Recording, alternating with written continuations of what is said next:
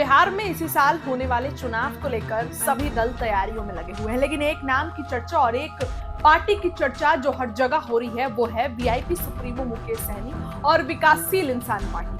मुकेश सहनी की चर्चा बहुत हो रही है क्योंकि मुकेश सहनी कभी भी पलट सकते हैं। ये बातें मैं इसलिए कह रही हूँ क्योंकि 60 सीटों की डिमांड मुकेश सहनी करते नजर आ रहे थे, तो वो उनको 60 सीटें तो मिलने नहीं जा रही है। इसके साथ साथ मुकेश सहनी डिप्टी सीएम के पद की भी डिमांड खुलकर कर रहे थे। मुकेश सहनी ने हर निजी चैनल से बातचीत में ये कहा कि डिप्टी सीएम का पद मुझे चाहिए और डिप्टी सीएम में लेकर रहूंगा। सीटों पर थोड़ा मोड़ा ऊपर नीचे हो सकता है, लेकिन डिप्टी सीएम पर ऊपर नीचे नहीं होना चाहिए। ऐसे में वीआईपी सुप्रीमो मुकेश सहनी ने अभी जो है वो तमाम चीजें की है। देखिए मुकेश सहनी का ये ट्वीट देखिए। मुकेश सहनी ने लिखा है कि सिमरी बख्तियारपुर विधानसभा के नहरवार पंचायत में नहरवार और मौन गांव को जोड़ने वाली सड़क पर चचरी पुल का निर्माण हमारे जुझारू स्थानीय कार्यकर्ता एवं मुखिया प्रतिनिधि नंदन यादव जी ने अपने प्रयासों से संभव किया ताकि गांव के बीच आवागमन बाधित ना हो, लेकिन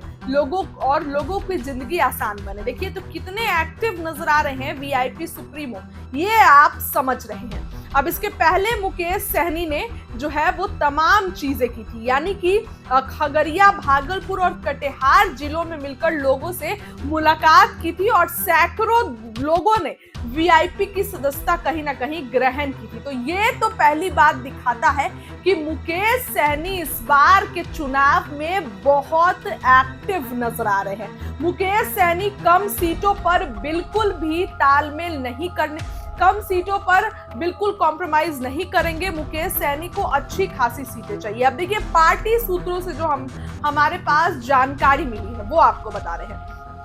सबसे बड़ी जानकारी ये मिली है कि मुकेश सहनी को कहीं से भी 60 सीटें नहीं मिलने जा रही है। जिस 60 सीटों की डिमांड मुकेश सहनी कर रहे हैं वो 60 सीट तेजस्वी नहीं देने जा रहे हैं। क्यों नहीं देने जा रहे हैं? तो तेजस्वी का सबसे पहले तो मास्टर प्लान है कि कांग्रेस को सीटें दे 50 से 55 और जो अपनी ज्यादा बची हुई सीटें हैं उस पर तेजस्वी यादव की पार्टी खुद आरजेडी चुनाव लड़े, खुद तेजस्वी यादव चुनाव लड़े। ऐसे में जिलों में जा रहे हैं मुकेश सहनी। तमाम लोग वीआईपी पार्टी की सदस्यता ग्रहण कर रहे हैं। तस्वीरें आपकी स्क्रीन पर चल जाएगी। तो ये भी दिखाता है कि मुकेश सहनी खुद को भी एक्टिव कर रहे हैं। सीटें बिहार के नेता प्रतिपक्ष तेजस्वी यादव को देनी पड़ेगी, इस तरीके का प्रेशर पॉलिटिक्स मुकेश सहनी कर रहे हैं। इधर अगर देखिए तो उनको भाजपा के तरफ से भी ऑफर मिल रहा है, एनडीए के तरफ से भी उनको शुरू से ऑफर मुकेश सहनी को मिलता नजर आ रहा है। तो ये कहीं ना कहीं दिखाता है कि वीआईपी सुप्रीमो मुकेश सहनी की जो पार्टी है वो अपने आप में एक मजबूत पार्टी बनते जा रही है। और जो जिस जाति से आते हैं यानी कि अति पिछड़ा, तो वो बिहार में अगर बात करें तो उसकी आबादी 36% है। तो इस 36% को साधने के लिए एनडीए तो लगा ही हुआ है, लेकिन तेजस्वी यादव भी ये कोशिश कर रहे हैं कि मुकेश सहनी उनसे दूर नहीं जाए, मुकेश सहनी भी उनके साथ रहे। लेकिन वीआईपी सुप्रीमो इस बार महागठबंधन में सीटों को लेकर कोई गुंजाइश नहीं छोड़ सकते हैं।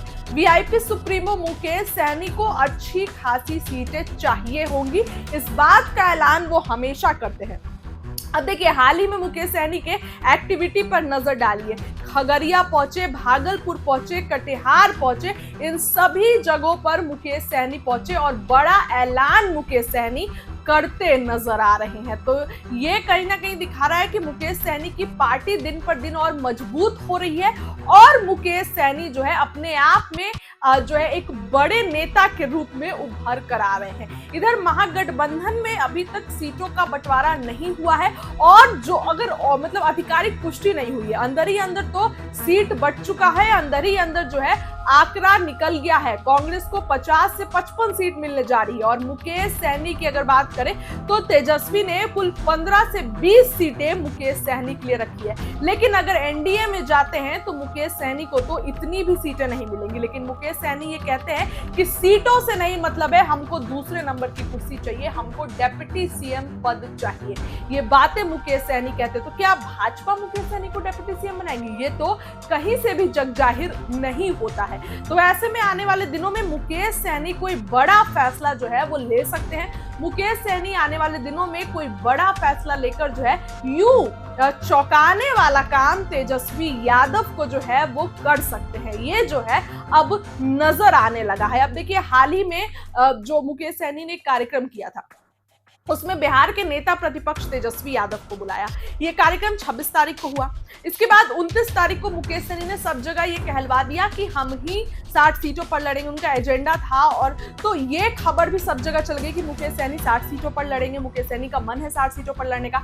तो और वो तो डिमांड वो पहले से कर रहे हैं। इसके बाद जो 30 तारीख को महागठबंधन की मीटिंग होती है, उसमें मुकेश सहनी गायब हो जाते हैं और मुकेश सहनी दिल्ली चले जाते हैं। चर्चा होने लगती है कि दिल्ली गए हैं, क्या भाजपा नेता से मुलाकात कर रहे हैं, एनडीए नेता से मुलाकात कर रहे हैं, इस तरीके की खबरें आने लगती है। ऐसे में मुकेश सहनी आने वाले दिनों में क्या फैसला लेते हैं ये देखना जरूरी होगा। लेकिन 30 तारीख की मीटिंग से, जब से मुकेश सहनी गायब हुए हैं, तब से खबरों का बाजार गर्म हो गया है, तब से चर्चाओं का बाजार गर्म हो गया है। अब तो अब्दुल बारी सिद्दीकी ने भी खुलकर कह दिया कि नहीं होंगे मुकेश सहनी डिप्टी सीएम। ये तो कोई कमिटमेंट ही नहीं हुई है। फिलहाल मुकेश सहनी ने बयान भी दिया है। जी हाँ, मुकेश सहनी ने यह भी कहा है कि शिक्षा और स्वास्थ्य व्यवस्था सुधारने में जो है कैसे ठीक होगा, इन सब पे मुकेश सहनी ध्यान देते नजर आ रहे हैं। फिलहाल मुकेश सहनी का बयान सुनिए कि क्या कुछ वीआईपी सुप्रीमो मुकेश सहनी कहते नजर आ रहे हैं। बिहार में शिक्षा